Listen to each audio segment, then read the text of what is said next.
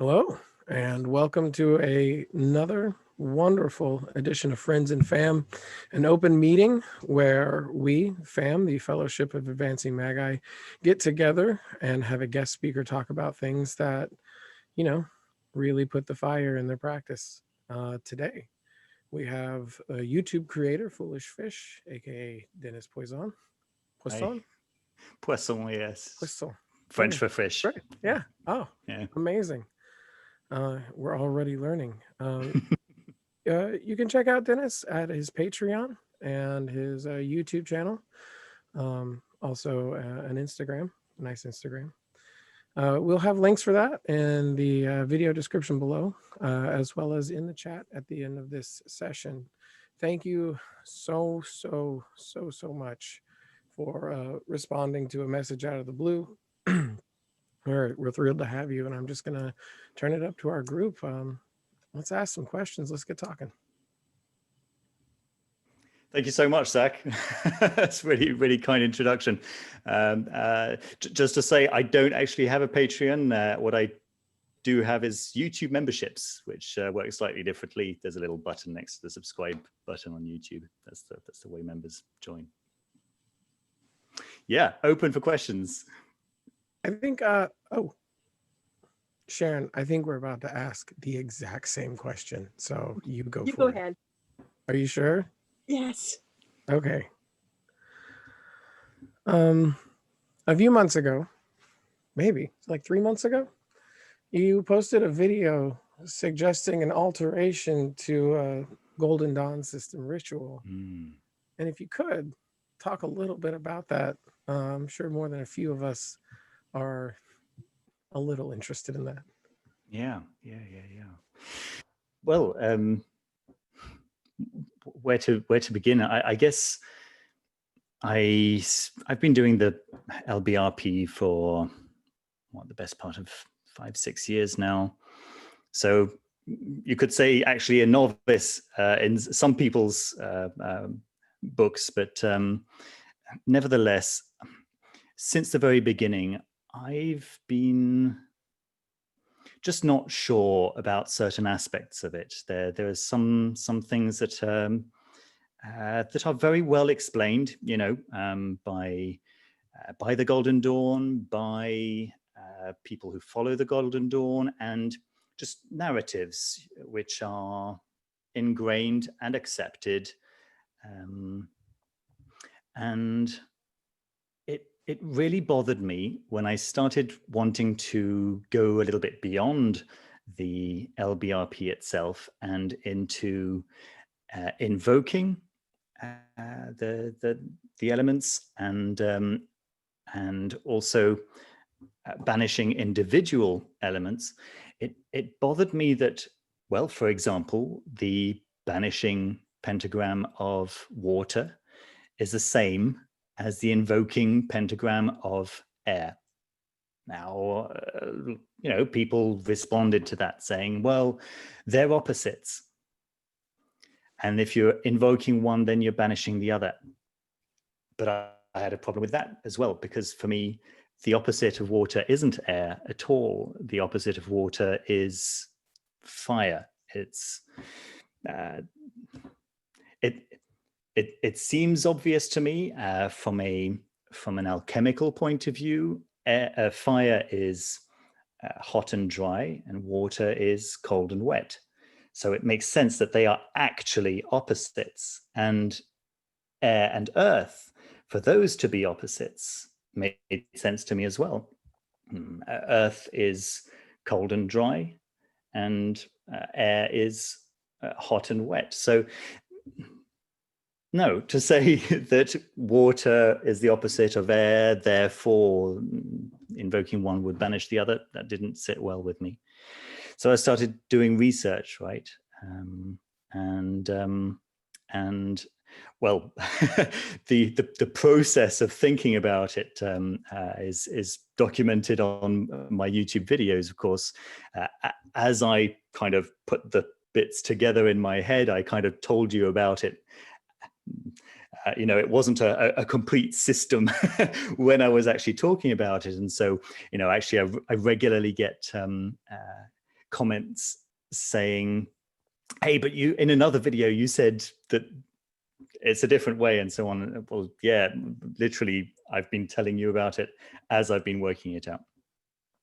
But I've come to a final practice, which I've documented with a full demonstration. Yeah, there's a video out there where I first of all show the Golden Dawn way of doing the LBRP.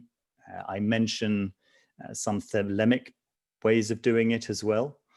And then I show my way of doing the LBRP. And I've come to the point now where I'm mostly doing the LIRP on a daily basis. And I'm actually finding similar outcomes, right? I know that, well, Damien Eccles has a slightly different approach to mine. He works a lot with energies, from what I understand. And as much as the LBRP and LIRP are very much energetic works, for me, there's even more than that. I think that for me, essentially, and this is just my opinion based on experience, the lesser rituals of the pentagram in general are about placing the practitioner in their universe and daily reinforcing that message of where we belong to the practitioner's unconscious mind. You know, having the four elements around us and this invocation of the angels. Now, why do I mostly do the LIRP? It's because in my form of the LBRP, the lesser banishing ritual of the pentagram, I don't invoke the angels. And it's something that I'll do occasionally. I don't do the LBRP on a daily basis. I do the LBRP occasionally when I want to clean the slate. You know, the situations, I mean, let's say there's a bad situation in my life, then yeah, sure, I'll do the LBRP. But it doesn't even have to be as, you know, as bad or as radical as that. It's let's say there's an entity that I want to speak to. So every day I do a planetary invocation and ritual, and I speak to the planetary entities of the day. And if there's, for example, a day when, let's say, I need to speak to Venus because it's Friday, and I'm in a very martial state of mind, or my day has taken me to very, I don't know, Saturnian or Mercurial directions, I might do an LBRP, first of all, just to clean the slate so that I'm ready to then do an LIRP and then to do my invocation of the planetary spirits of the day, if that makes sense. Yeah. No. Yeah. If you want to know more about the LBRP, please check out. There's like 3 or 4 videos now, right? Yeah. I guess there are 5 with the demonstration. Every one of the videos that I have has an FAQ as the first comment that I've pinned, with all the other videos in the correct order, answering the various questions that you might have following watching that particular video. Great. I'll just say one more thing about that, and I'm sorry if I'm taking too long over this. But the one other thing, of course, is the reattribution of the elements to the angels, right? The archangels. I now have Raphael representing fire So fire being opposite to water, and I have Mikhail opposite to Uriel. Mikhail representing air on my right, and I've jumbled up the colors a little bit as well, so that fire, Raphael in fire is the hot colors from yellow, which of course is normally associated to air, but from yellow all the way to red. Orange is the colors of flames, you know, and behind me, Gabriel in the aquatic colors, so green to blue with turquoise, those kinds of colors. And then I have Mikhail with a lack of color, so transparent, but also reflective armor, as air, which is colorless, of course. And to my left, I have Uriel in earthy colors, so ochres and beiges and things like that. So really like earth. Yeah. Yeah. It was strange for a very, very short amount of time. I decided that this would make sense. I tried it out. It didn't feel bad. And then within a couple of days, there's no way I could go back. Yeah. Neato. Sharon, do you have a question? Yeah, well, first of all, I have to say thank you so much. When you talk about those kind of things, and you do it quite often, you did it with the, I think the tree of life, talking about this is a hermetic tree of life. This is another the Reattributing. Yes. You know, so and just it makes us understand that magic is a experiential thing, not a go memorize this stuff and that's all you need to do. It is about practice, not about someone else telling you how to do something. It's go for it yourself. But my question is maybe a little dumb. How do you read all those books? Oh boy, I don't. It's the short answer. Let me be 100% candid with you here. There's no way that, you know. I was wondering. Right. I have.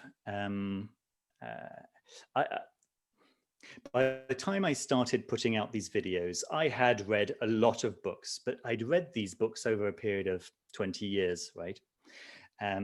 I made a video when I'd come to the end of those books that I'd read, right? And I said, I really don't know how to go ahead with this because I'm a very slow reader.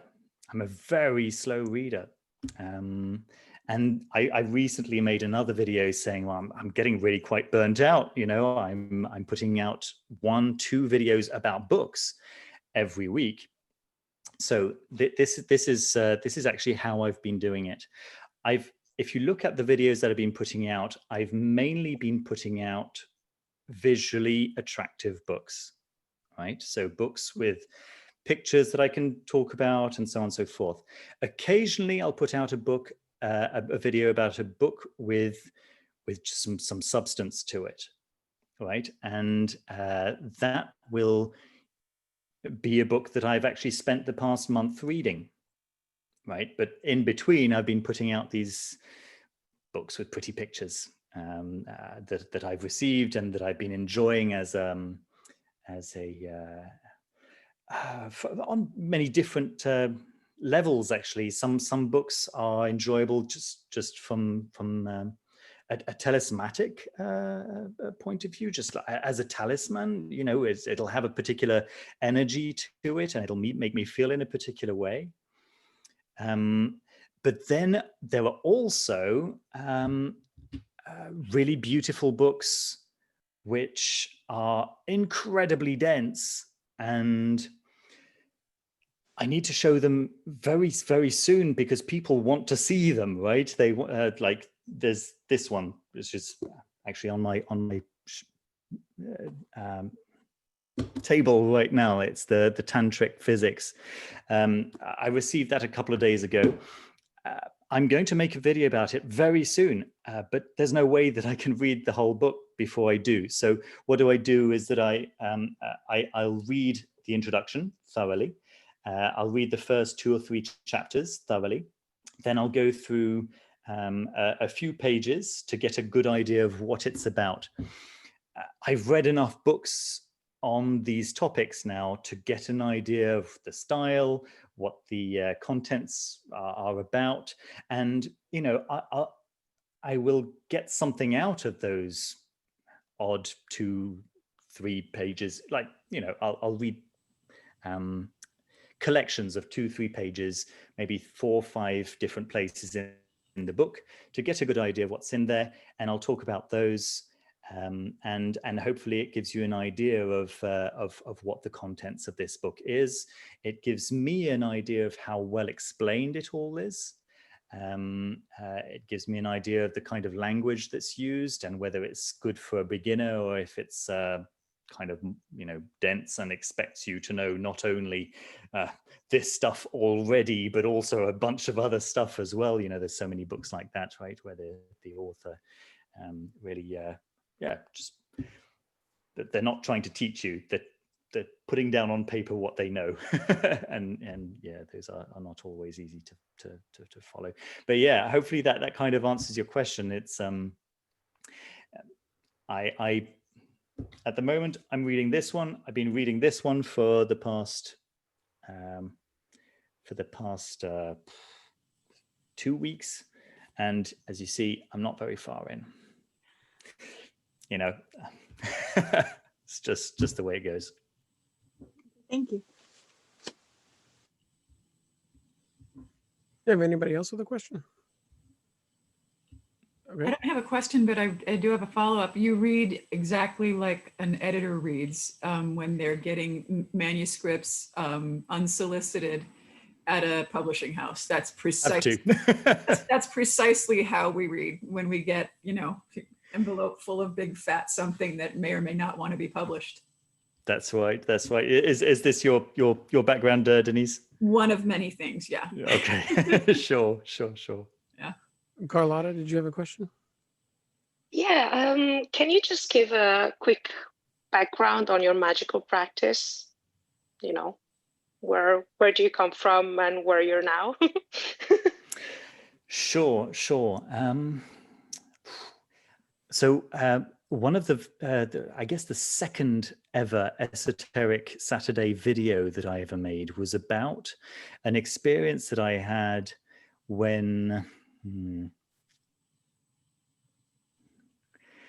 well, I'll refer you to that video. Let me give you the short of it. I grew up in France where it's illegal to talk about religion in schools.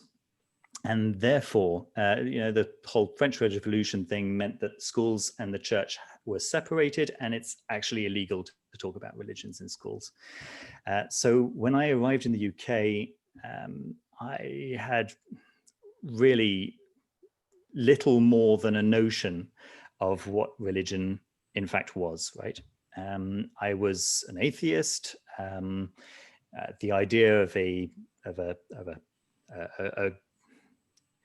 Simpsons like God didn't make sense to me, and I decided to read the Bible. My initial intention was to disprove it and to find the problems with it, the contradictions, that kind of thing.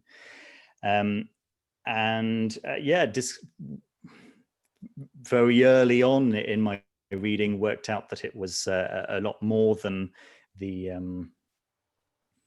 a lot more than what popular culture made it out to be, and in fact a lot more than what many so-called self-proclaimed Christians claimed it to be.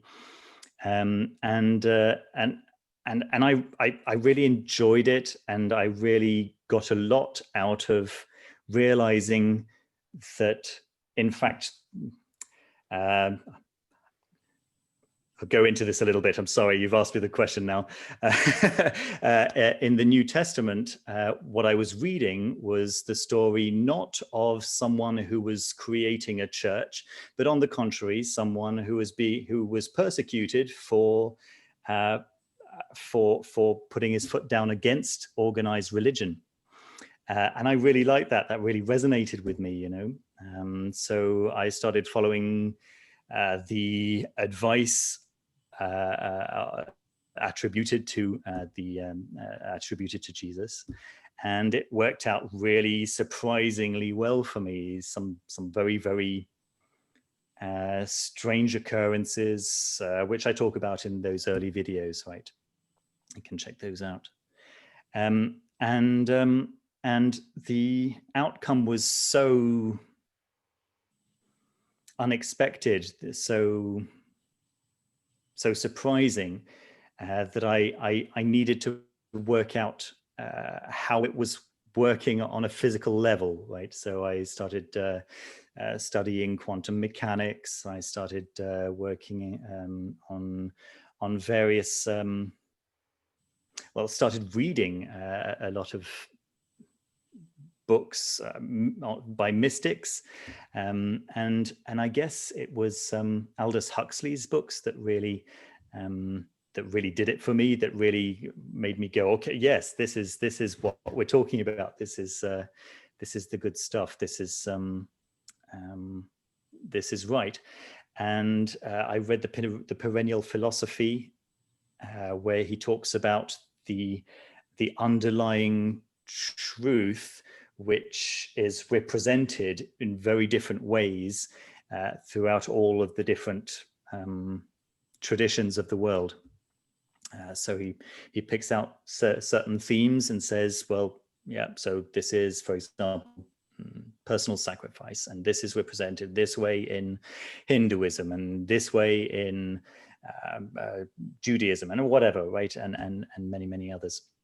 And that really spoke to me, and I realized that there were certain things that I could do to make my needs be covered, right? Running out of money, getting upset about it not helping at all, putting my mind in certain ways works very well. So I was trying to find ways of making this mindset setting reproducible, and I'm trying to think even where the blurred line between religion and magic actually happened. It was just more of the same, to be honest. It was just additional stuff to add on to what I was naturally doing, as a direct consequence of reading the Bible with no preconceptions, right? Yeah. Cool, thank you. We have Suncat asked in the chat, and I'll just read it so for the purpose of the recording. Hey Dennis, I'm not sure if you'll catch this, but I saw an old video of yours a while ago where you mentioned using the LBRP to cleanse a physical space. Clearly, since then, you've changed your perspective on the purpose of the LBRP. What changed for you? How did you come to your more recent conclusions on the LBRP's purpose? In truth, I haven't really changed my mind about the LBRP. The LBRP certainly can be used for clearing a space. If I need a space that is, let's say, spiritually clean for doing whatever rite, whatever ritual, then I will do an LBRP around it. The LBRP cleanses the space, it cleanses me. I could argue that there is from a certain perspective, there's no difference, between myself and the space in which I am. Whatever affects me affects the space around me. Whatever affects the space around me affects me. It's so no,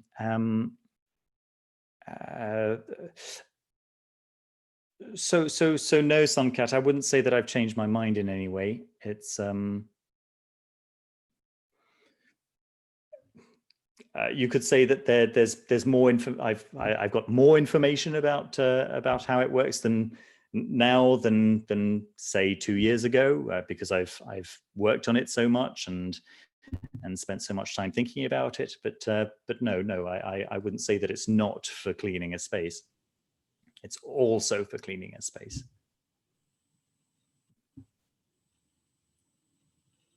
All right. Zach, you're back. You're the fastest hot drink getter I've ever seen. It's a cold drink. I'm disqualified. So does anyone have any questions that they want to directly follow up on anything that has been said so far? All right, any new directions or squirrel holes that any of this has opened up? Really? Fantastic. we have answered all the questions that we all had about magic. No, I came packing heat. All right, that's it. All right. I do have a question. I don't know if I can. Yeah, let's go for sure. Foolish. I have seen in your Discord from your daily rituals, and I have heard you as well saying that you like the Heptameron and the Arbatel. What is your perspective, or not perspective, but of using Olympian spirits? I mean, it looks like it's a favorite of yours. So I was just asking why. I do really like the Olympian spirits, actually. They feel very, very personal. When I'm speaking to, say, I don't know, Mercury, I do my daily ritual, my Wednesday ritual to Mercury, Hermes, and Ophiel. And it's Ophiel to whom I'm really talking, and it feels like a personal interaction, whereas Mercury Hermes feels more like a concept, like an energy that's there. So yeah, that's my take on the Olympian spirits. I know that Josephine McCarthy is worried about the Olympian spirits. I can possibly understand that. I know that Josephine has got some reticence against Christianity at all, and that's perfectly understandable. And I know that a lot of people do. Completely understandable. As I say, I was very lucky to be able to approach it from a place without any misinformation, right? Any information at all, therefore no misinformation. The thing is that the Arbatel is very, very steeped in Christianity. It's very, very God-centered. The whole thing is surrounded with very Christian prayers. It was clearly written by a Christian monk, and could be what's not sticking well with her. And you know, that's perfectly fair. It's perfectly reasonable. I get on, particularly well with the Olympian spirits. Does that answer your question, Byron? Yes, thank you. Cool. All right, I've got one, and these are fun. Okay. All right. I think Marilee's got a question soon. Oh, Marilee, go right ahead.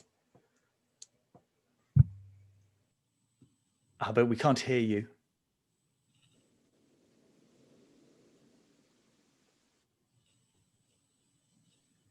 Still nothing. Okay.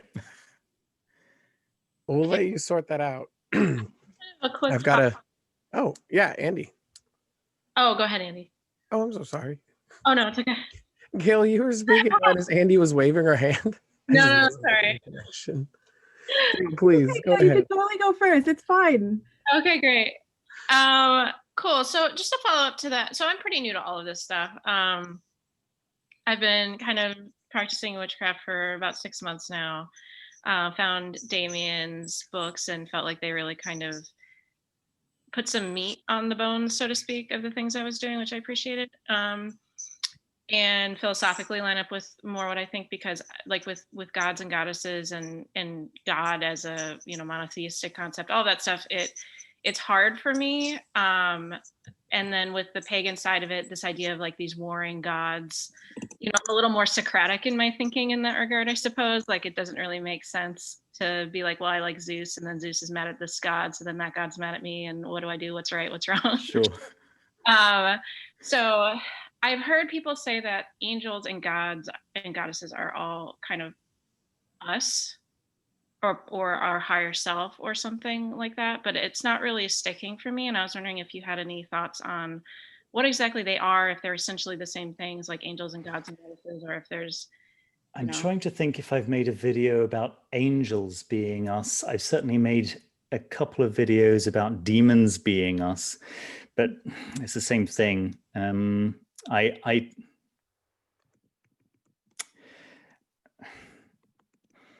My attitude is that we're all one consciousness anyway. mm-hmm. We're all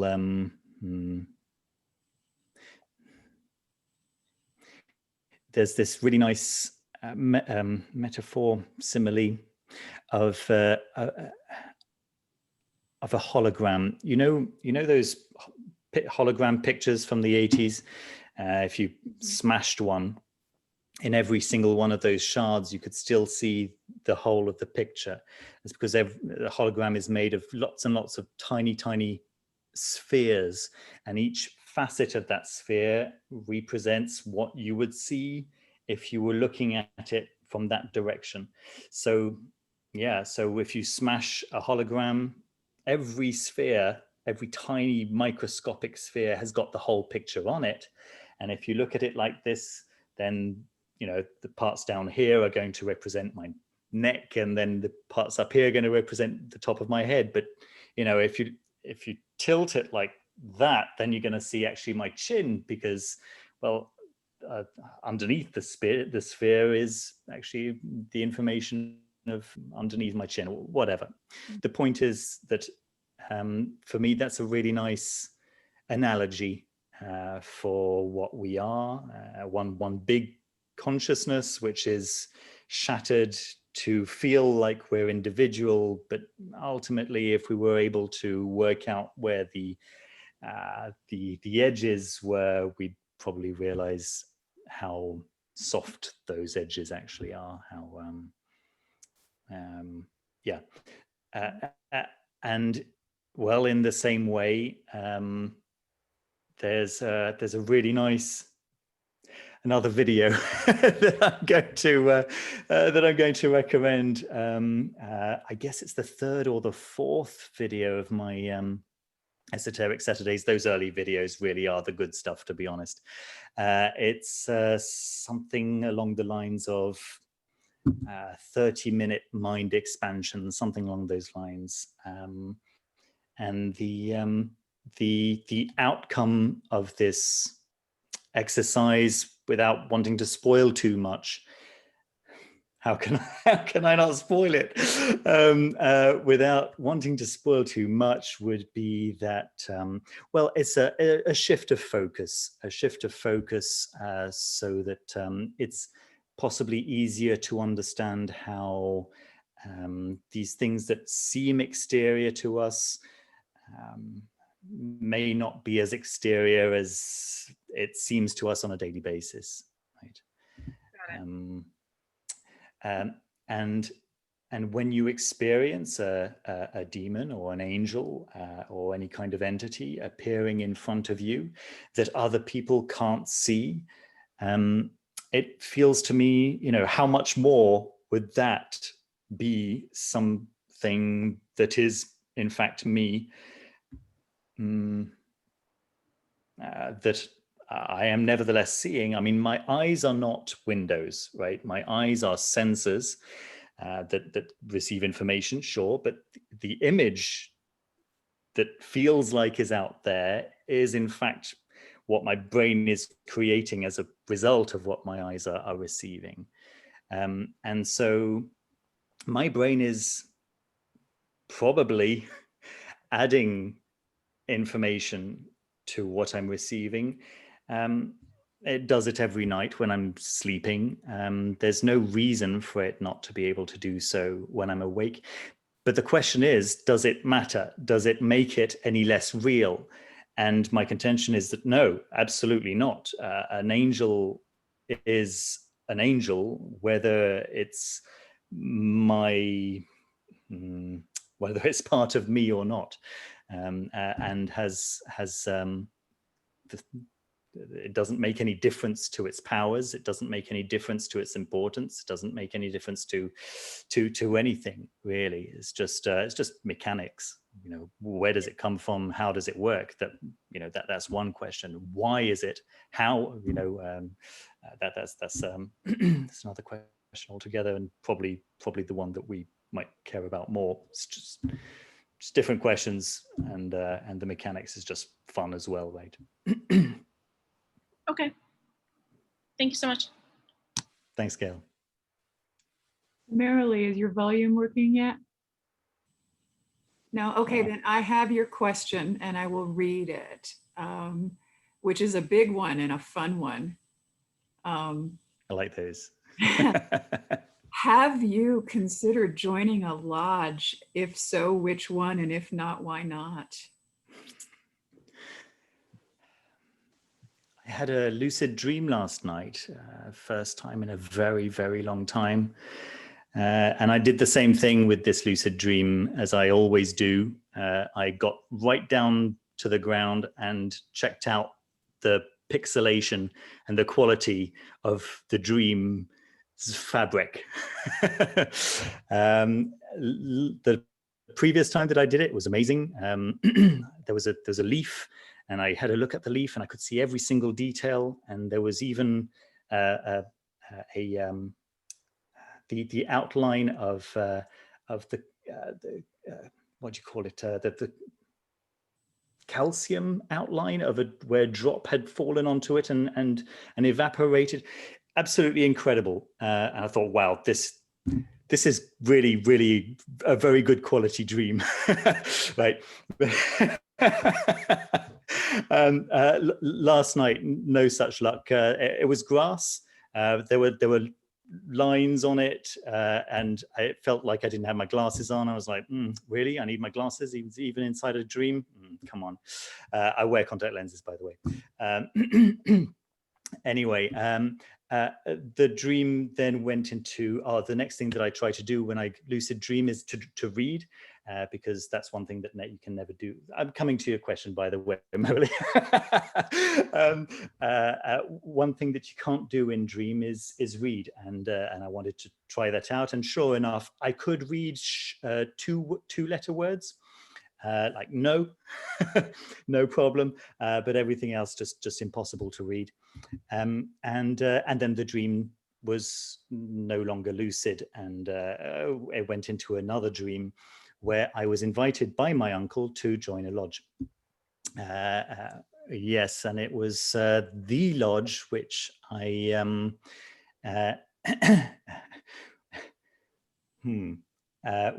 which I've been thinking about recently. It's the Aurum Solis.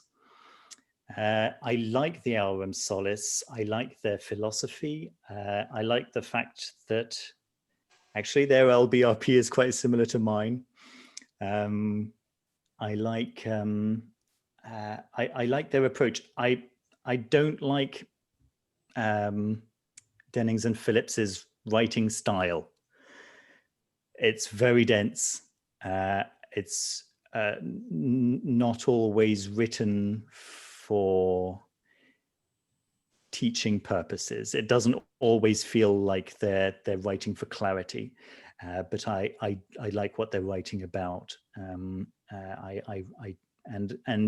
this morning when I woke up, I asked my wife, would you be okay with me looking further into this? She said, yeah, you do whatever you want. So yeah. I've been thinking about this.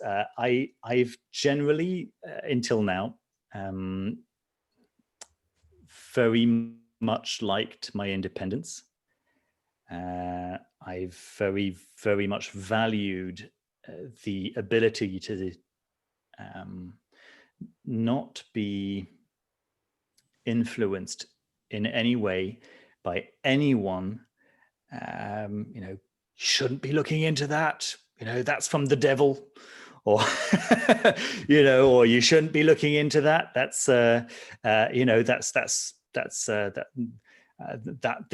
that or the other group, you know, they've killed so many people in the past, and so, you know, etc. You know, I like to be able to just follow whatever I want to find out about, but I'm coming to the point now where I feel like I could probably benefit from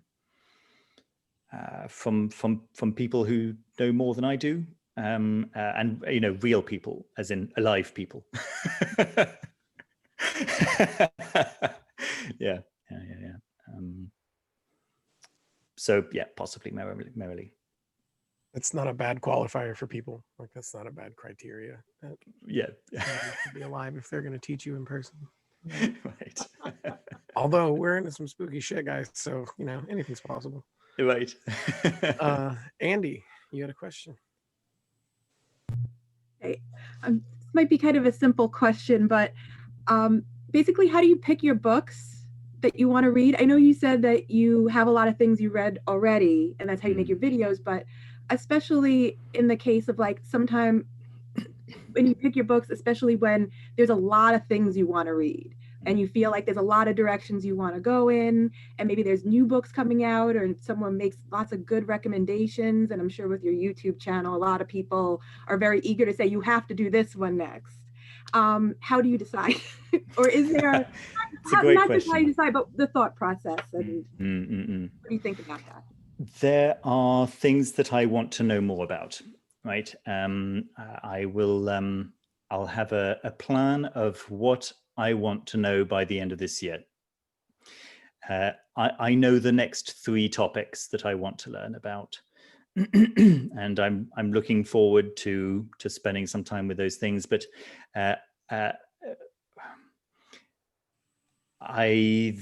well, sometimes it's a topic that I don't know anything about at all, in which case I will pick up the books that are the books that everyone reads, and I did that with Norse practice, and I made a video about that, and it was great. You know, everyone chimed in saying, you should definitely not be reading those books. These are the ones you should be reading instead.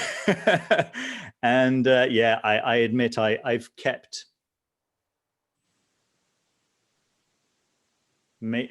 definitely 1, possibly 2 of those books that I had initially bought. I've taken all the others to my local,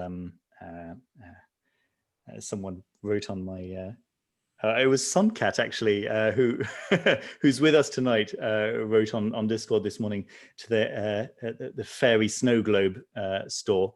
That's kind of what I have. I don't have a decent esoteric bookstore where I'm living, unfortunately. But I take any books that I've finished reading, and that I don't think that I'm going to read again. I take those to that store, and they're invariably, oh, this thing exists. Yeah. Yeah. It'd be great if I could find some of it at your store. But anyway, so yes, I've taken most of those to that store, and I bought some new ones which I'll be sharing at some point in the near future when I've had a chance to actually read them. But I've moved on from Norse right now. I've got let's say level 1 out of possibly 100 levels of knowledge, but I've got past level 0, right? So I'm on level 1. I know more or less what there is to learn. So now I'm moving on to I have total ADD. I can't stick on a single topic for very long. So now I'm into Tantra. I'm absolutely so good. It's so interesting. I can imagine staying in here for quite a long time, if only Jung weren't calling as well, you know. so we'll see how long I can put off the call of Carl Jung and stick with Tantra. It's a lot of really nice books that have just come out. Yeah, Zach. Just a quick question about that. Mm. What I don't want to say sect. I can't remember how they're divided up. There's like dualistic, non-dualistic Tantra. There's Shiva, non-Shiva Tantra. Like where are you leaning, but like what are you reading most into? Like, are most of the authors dualistic? Zach, I'm not there yet. As I say, 3 weeks into reading Agora. Oh, okay. I've read everything that I wanted to read from Ferocious, the Saptomatrica cult. Absolutely fascinating introduction, about 60 pages worth. So I'm getting an idea of what it is. I'm not getting an idea of the details yet, what parts there are, anything like that. I'm hoping that possibly this this new Anathema Publishing book is hopefully going to address some of those questions, Zach. But I just don't know at the moment. I take it you have done some studies. There's so few people that have read about Tantra. Like, right. it's kind of like, well, I don't know. You like, especially here in America, where we have people that live the lifestyle. It's I don't know. It just kind of feels like an oogie thing because all you hear is about like the physical aspect of like how good Tantra is, and it's like it's not even the tip. That's not even the tip of the iceberg. It's like if you really see connection in all things, and like humans are the closest thing to you, seeing everybody you come in contact is like their own divine being. That's some spicy stuff. I'm here for that. So. Cool. Yeah. I was reading in the introduction to Agora where Robert Svoboda is actually speaking from his own self rather than just relating his teacher's words. He was saying that actually the sexual aspect of Tantra is it's for one kind of person, and there are many kinds of people, and it's one practice for one area of Tantra for one specific kind of person. And that's kind of what the Western world has fixated. Oh my goodness, it's a sex cult. Yeah. So I mean, those people over there are having real good sex. I mean, yeah, maybe, but like, you know, not the point. Yeah. Awesome. Well, maybe when you're 2 or 3 books deep, sure, invite you back and we'll have a Tantra Talks with fam. We have a question in the chat. Denise, do you want to read it? Yeah, real quickly, I just asked if anyone had book recommendations for Tantra. Peter said he's reading Shiva Samhita right now. So just tossing that out there. Okay.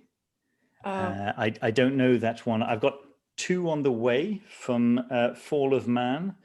I've seen pictures of the inside of the books, and they're really badly formatted. There are really very thin margins on both sides. I don't like that at all, but maybe the information inside is great, and the cover's certainly very nice.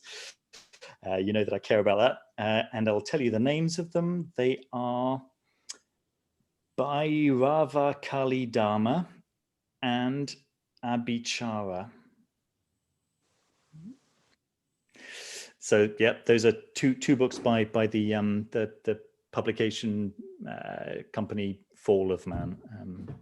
So those, I'm looking forward to receiving those as well. And there's one more question in the chat that came in from Byron. In your 10 books to have on a deserted island, you left out the Goetia of Dr. Rudd in number 6 and put 72 Angels of Magic in number 1. It was because it is safer and less ceremonial paraphernalia wise. Which system would give fastest results in that context? I don't practice historical grimoire magic. I know that that it's produced fantastic results for many people. I know that Stephen Skinner wouldn't go near the Gallery of Magic books, and I can completely respect him for that. That's fine. I essentially, I'll tell you what, one of the steps towards magic that I took was precisely quantum mechanics, which got me into chaos theory, which in turn got me into chaos magic, and that's an attitude that I've really kept, is the do what works, and I don't really care if it was being done 400 years ago or not. If it works for me, then that's great. And I'm not going to go looking for a lion skin belt. I'm just not. And and if that's what it takes, and I can do something else that takes a piece of paper, then I'm going to go with a piece of paper. I'm very, very much into what's practical. So that's why I didn't take Dr. Rudd's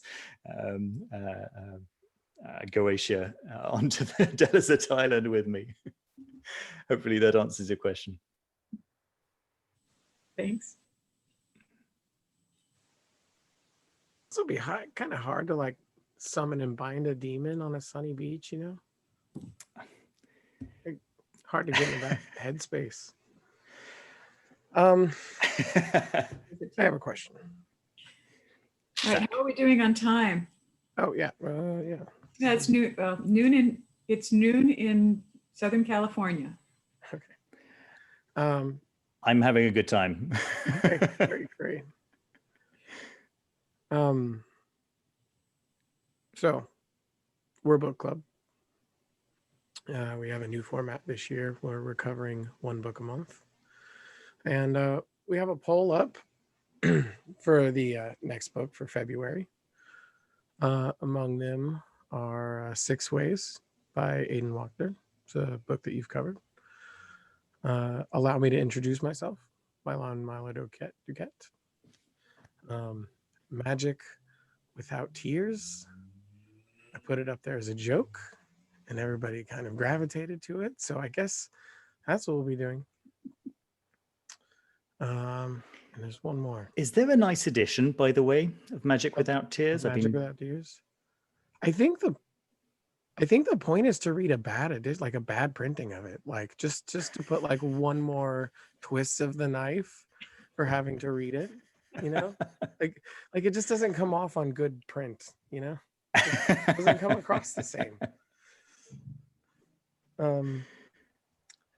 If you had to recommend a book, Psychic Witch and Matt Oren was the other. If you had to put a book among that poll, as somebody who's made tons and tons of videos on books that we're all interested in, what would you put up there? Me to add a book to those gems that you've already got there? Yeah. As our honored guest, what's something that's not up there that just like completely changed a lot for you or affirmed a lot for you? Like what was great for you? Because we're finding a lot of resonances in how you feel about the books that you cover and how we feel about the books of those that we're reading. And so, like to like, what do you say? You're asking me to choose one book?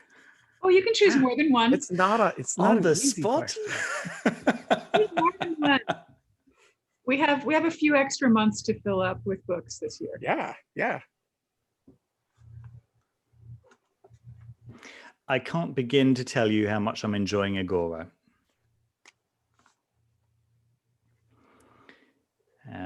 It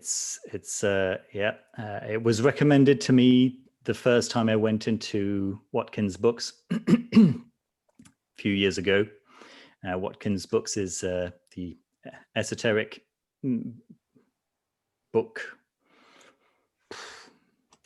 heaven in in London. I asked, get me started, and they shoved that into my hand, and I said, not that one.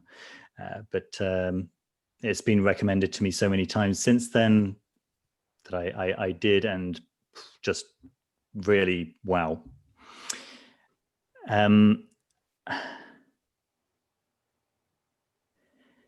The perennial philosophy is probably going to be my number one choice.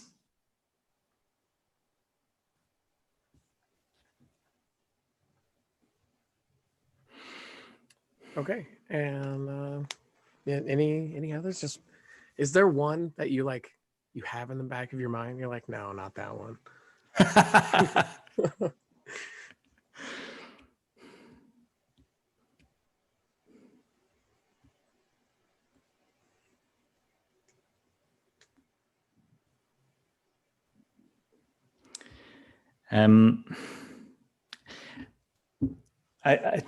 To compete with those that you've already got there, those are two that I can thoroughly recommend, and that'll give you plenty to think about and to discuss. Yeah.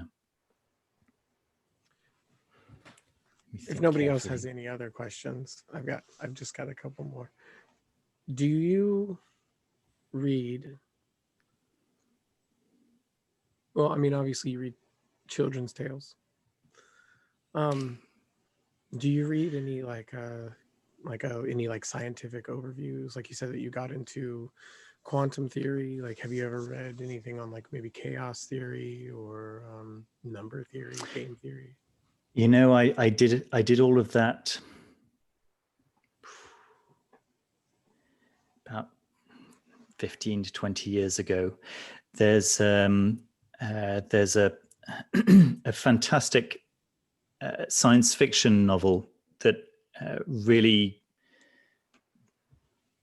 made everything clear to me from on the basics of quantum mechanics, and that is a book called Quarantine by Greg Egan. Yeah, I know this book. Yeah. He writes hard science fiction. It's he's not the best at plot. The premise intrigued me enough to keep me going until I started reaching the sciencey bits, and that just blew my and the premise with which he introduces the ideas just worked so well. Pardon me. It just made it illustrated the ideas perfectly. Neil Stephenson does that for me. I don't know Neil Stephenson. Okay. Oh, it's got Anathema. My favorite is Seven Eves. It's about the moon blowing up, but it ends so beautifully. And Neil Stephenson. All right. Anybody else got any questions? You've gotten several thank yous in the chat, as a few people have. Absolutely. Yeah. Oh, you're very, very welcome. Thank you so much for having me. It's really a lovely way to spend a Saturday evening, actually. Oh, thank you so much for taking the time to join folks from parts far flung. Right. Yeah. Thank you. And I think with this, we're going to wrap up. Right. Thank you to our guests. With friends and family, let's wave goodbye. Yep. Thank you all. So nice. Thank you. Take care.